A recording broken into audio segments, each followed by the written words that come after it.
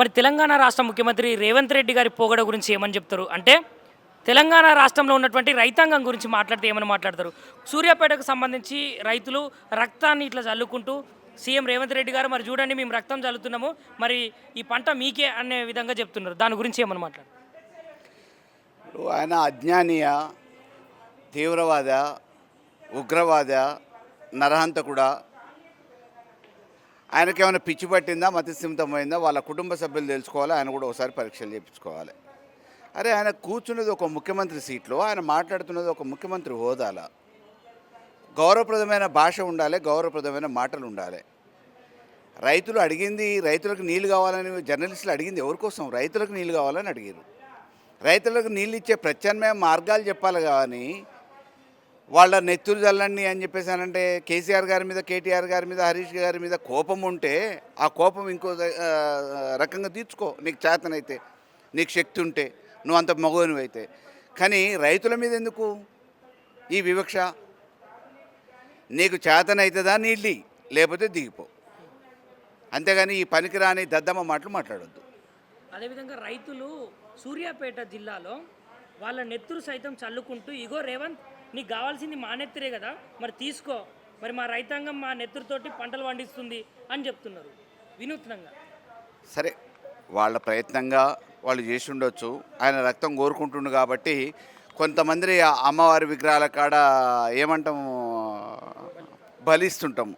అట్లా మరి ఆయన బలి కోరుకుంటుండేమో, మా వాళ్ళు ఇచ్చిరేమో, పాపం పర్వాలేదు. కానీ రక్తంతోనైతే పంటలు పండవు కదా. ఆ విధానం ఏదైనా ఉంటే దిగుమతి చేయి, రైతులకు అంది చెప్పు.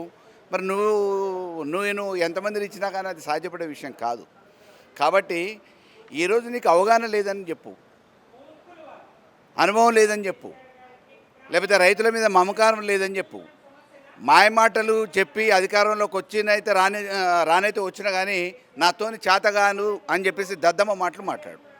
అరే శ్రీశైలంలో 8 మందిని చచ్చిపోతే శవాల్ని బయటకు తీయడానికి చేతగాని దద్దమ్మలు వీళ్ళు ఇప్పుడున్న పరిస్థితులలో ఈ ఎలినో ప్రభావం వల్ల కరువు కాటకాలు వస్తే, వర్షాలు లేకపోతే వచ్చిన వరదని పంప్ హౌజులలో ఆన్ చేసి నీళ్లు ఇస్తారు అని చెప్పేసి ప్రజలు విశ్వసించే పరిస్థితి ఉందా? అనుభవజ్ఞులు వాడుకోవాలి, అది చేతనైతే లేదు.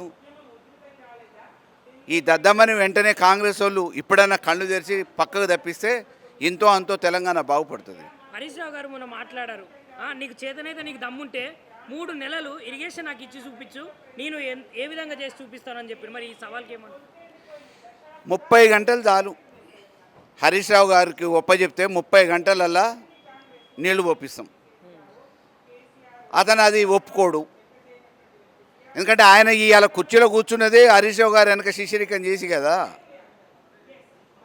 హరీష్ రావు గారు గెలిస్తే డ్యాన్సులు చేసినోడు, వెనక ఉండి ఫోటోల కోసం తాపత్రయపడ్డాడు. ఇవాళ అదృష్టం ఏదో కలిసి వచ్చింది, ముఖ్యమంత్రిలో సీట్లో కూర్చున్నాడు. అడ్డదారు దొక్కి ముఖ్యమంత్రి అయ్యిండు. పదవి వరించినంత మాత్రాన పరిణితి కూడా రావాలి కదా. అంటే ఇప్పుడు తెలంగాణ రాష్ట్ర ముఖ్యమంత్రి అసహనానికి లోనయ్యి ఈ విధమైనటువంటి వాక్యాలే కావచ్చు, లేదంటే రైతుల పట్ల ఇంత నిర్మానుష్యంగా, నిరంకుశంగా పాలిస్తున్నాడంటారా? పిచ్చి కూడా లేచిందేమో అనే అనుమానం ఉంది నాకు. అసహనమే కాదు, పిచ్చి కూడా లేచిందేమో. ఓసారి సైక్రాటిస్టులకు చూపిస్తే బాగుంటుంది. మరి భవిష్యత్తులో తెలంగాణ రాష్ట్రంలో కాంగ్రెస్ పార్టీ అనేది కనుమరుగు అయిపోతుంది, కనుమరుగు అయ్యే దిశలో ఉంది అని గ్రౌండ్ రిపోర్ట్ చెప్తున్నాయి. మరి నిజమా? మరి ఈయన విధానాల వల్ల అదే కదా, ఈయన మాటలు నమ్మి ఓట్లేసిన ప్రజలందరూ కూడా ఏది అమలు చేయకపోతే ఇప్పుడు బూతులు తిడుతున్నారు కదా, నానా బూతులు తిడుతున్నారు. పాపం ఏమి అన్యం పుణ్యం తెలవని వాళ్ళ కుటుంబ సభ్యులు కూడా తిట్టించే పరిస్థితి రేవంత్ రెడ్డి తీసుకొచ్చిండు. కాబట్టి అవగాహన లేకుండా ఆ సీట్ని కాపాడుకోవడం కోసం బ్లాక్మెయిల్ చేయడంలో నీకున్న ప్రావీణ్యత ఉండొచ్చు, డబ్బు సంపాదించడంలో ప్రావీణ్యత ఉండొచ్చు, కానీ పరిపాలన మీద నీకు ప్రావీణ్యత లేదు, అనుభవం లేదు, అవగాహన లేదు అనేది మాత్రం అర్థమైపోయింది. సార్ మీరు ఏమని చెప్పదలుచుకున్నారు సార్ ఈ తెలంగాణ రాష్ట్ర ముఖ్యమంత్రి గారికి? డబ్బు మీద మీకున్న మమకారం, ప్రేమ, ఏదైతే ఎఫెక్షన్ ఉందో దాన్ని మీరు ఎట్లనే చేసుకోరి, కానీ అంతకీ రెండింతలు కాకపోతే అంతన్నా కనీసం ఈ తెలంగాణ రైతాంగం మీద చూపించేసి నీళ్ళు ఇవ్వాలని కోరుతున్నాం.